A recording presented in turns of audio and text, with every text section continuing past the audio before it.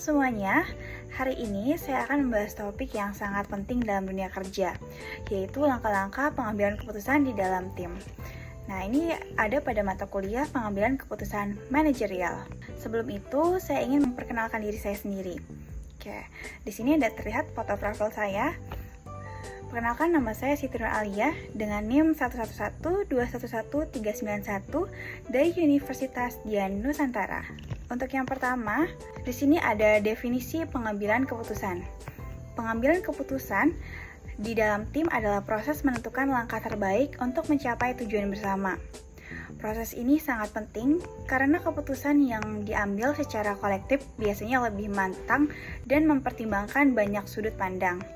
Dengan langkah-langkah yang terstruktur, kita dapat memastikan bahwa setiap anggota tim terlibat aktif dan hasil yang dicapai optimal. Selanjutnya, di sini memahami tujuan dan masalah. Langkah pertama dalam mengambil keputusan adalah memahami tujuan yang ingin dicapai dan masalah yang dihadapi.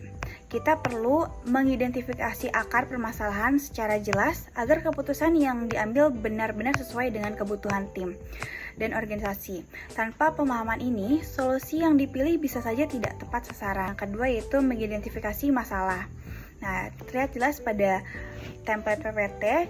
Untuk mengidentifikasi masalah, harus analisis masalah yang perlu dipecahkan. Pastikan masalah terdefinisi dengan baik dan dipahami secara menyeluruh oleh semua anggota tim. Untuk slide selanjutnya, di sini ada pengumpulan informasi dan data. Setelah memahami masalah, langkah berikutnya adalah mengumpulkan informasi yang relevan, data kualitatif seperti statistik dan angka, serta data kualitatif seperti opini dan ulasan. Semuanya penting. Kita juga perlu menggabungkan data internal perusahaan seperti laporan kinerja dengan data eksternal, seperti tren pasar. Informasi ini menjadi dasar kuat untuk analisis dan pengambilan keputusan yang tepat. Dapat dilihat pada tabel untuk pengumpulan data informasi dan data. Yang pertama itu pengambilan data kuantitatif, seperti data numerik seperti angka penjualan, data pasar, dan statistik relevan untuk analisis. Yang kedua itu data kualitatif, seperti informasi non-numerik, opini pelanggan, ulasan, dan data penelitian kualitatif. Yang ketiga itu data internal. Data internal perusahaan seperti catatan penjualan, laporan kinerja, dan data internal lainnya. Yang keempat terakhir yaitu data eksternal. Data dari luar perusahaan seperti data pasar, tren industri, dan studi kompetitif.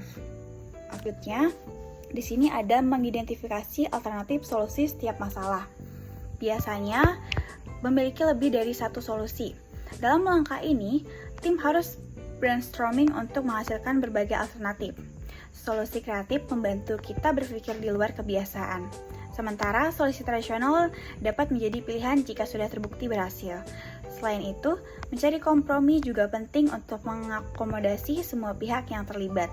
Pada slide selanjutnya, yaitu memilih alternatif terbaik. Maksud dari memilih alternatif terbaik, yaitu harus membutuhkan diskusi yang mendalam dan pengambilan keputusan bersama. Kita perlu mengevaluasi semua alternatif secara objektif, mempertimbangkan resiko dan manfaatnya, serta mencapai konsensus di antara anggota tim.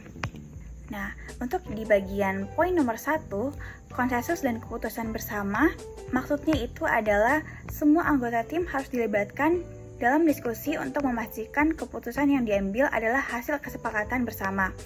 Hal ini penting agar semua pihak merasa memiliki tanggung jawab atas keputusan tersebut. Nah, untuk di bagian poin nomor 2 dan sampai nomor 5, pada setiap tahap tim harus melakukan pertimbangan yang matang.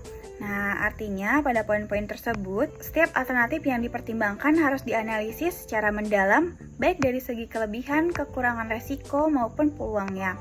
Proses ini dilakukan secara berulang untuk memastikan keputusan yang diambil benar-benar menjadi yang terbaik. Pada slide selanjutnya, yaitu mengevaluasi kelebihan dan kekurangan. Setiap alternatif solusi memiliki kelebihan dan kekurangan. Kita perlu mengevaluasi manfaat, risiko, dan hambatan yang mungkin muncul dalam implementasi. Dengan mengetahui pro dan kontra ini, kita dapat mengantisipasi masalah yang mungkin timbul dan memastikan keputusan yang diambil benar-benar mendukung tujuan tim. Pada slide itu ditampilkan yaitu keuntungan. Keuntungan itu diidentifikasi sebagai manfaat dan dari setiap alternatif. Yang kedua itu ada kerugian. itu evaluasi risiko, biaya, dan potensi dampak negatif dari setiap alternatif. Yang terakhir yaitu kendala.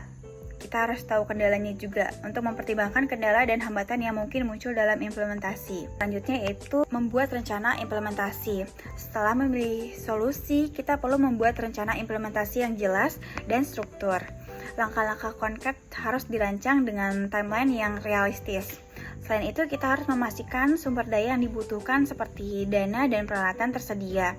Tugas juga perlu dibagi secara jelas agar semua anggota tim harus tanggung jawab. Nah, untuk langkah-langkahnya, yang pertama itu tetapkan langkah-langkah yang jelas dan struktur untuk implementasi keputusan. Yang kedua itu membuat jadwal. Yang ketiga itu sumber daya. Identifikasi sumber daya yang dibutuhkan seperti personil, dana, dan peralatan. Yang tadi itu tugas. Bagikan tugas dan tanggung jawab dengan jelas kepada semua anggota tim. Untuk slide selanjutnya, yaitu memantau dan mengevaluasi. Implementasi keputusan harus dipantau secara berkala, memastikan semuanya berjalan sesuai dengan rencana. Kita perlu mengukur progres dengan menggunakan metrik yang telah ditentukan. Jika ada masalah yang muncul, evaluasi ini akan membantu kita melakukan penyesuaian agar hasil akhir tetap sesuai dengan tujuan. Nah, untuk progres yang pertama yaitu langkah pertama dalam memantau dan mengevaluasi adalah melacak progres atau kemajuan pelaksana keputusan. Kita perlu memastikan bahwa langkah-langkah implementasi berjalan sesuai dengan jadwal dan target. Untuk yang bagian metrik, kita harus mengetahui apakah progres yang dicapai sesuai harapan kita memerlukan metrik yang jelas. Karena metrik adalah indikator pengukuran seperti Key Performance Indicator atau disebut dengan KPI. Yang terakhir yaitu data. Data adalah fondasi utama dalam evaluasi. Semua progres dan metrik yang kita ukur harus didukung oleh data konkret, seperti laporan angka penjualan atau feedback dari tim. Untuk slide selanjutnya, di sini ada menganalisis dampak keputusan. Setelah implementasi selesai, kita harus menganalisis dampak dari keputusan yang diambil. Apakah tujuan awal tercapai? Apa saja pelajaran yang bisa diambil dari proses ini? Dengan menganalisis dampak, kita dapat meningkatkan proses pengambilan keputusan di masa depan dan menghindari kesalahan yang sama. Di sini juga ada memperkuat proses pengambilan keputusan. Nah, agar pengambilan keputusan semakin baik, pentingnya untuk memperkuat komunikasi dalam tim.